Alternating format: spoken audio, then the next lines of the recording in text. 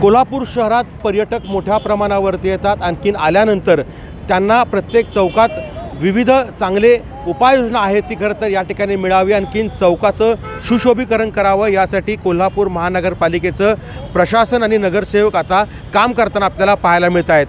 कोल्हापूर शहरातील अशाच पद्धतीचे विविध चौक असतील, ह्या चौकाचं सुशोभीकरण करण्यासाठी CSR फंड देखील आता उभारणीचं काम सुरुवात झालेली आहे।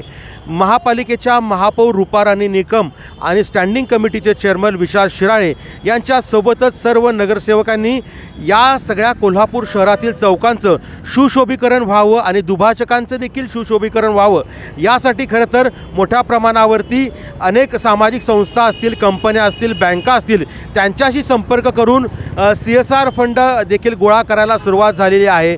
पुढच्या महिन्याभरामध्ये या सगळ्या कोल्हापूर शहरातील चौकांचं, ज्यामध्ये ताराराणी चौक आहे, शहराचे काही एंट्री पॉईंट आहेत, दुभाजक आहेत, KSBP सारखे चौक आहेत, या चौकांचं CSR फंडातून सुशोभीकरण आहे ते केलं जाणार आहे। त्यामध्ये विशेषतः विद्युत रोषणाई असेल, देखभाल दुरुस्ती असेल, त्या ठिकाणी झाडं असतील, त्यासाठी लागणारी काही देखभाल दुरुस्तीसाठी माणसं असतील, त्यांची व्यवस्था आहे ती या ठिकाणी केली जाणार आहे। त्याच्यासाठी लागणारा जो CSR फंड आहे त्याच्या उभारणीसाठी महापौर या आता मैदानात उतरल्याचं पाहायला मिळतं आहे।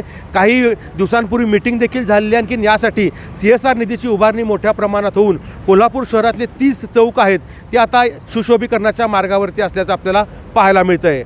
सतेज औंधकर, लोकशाही मराठी, कोल्हापूर। लोकशाही मराठी ऐका, पहा, जागरूक रहा।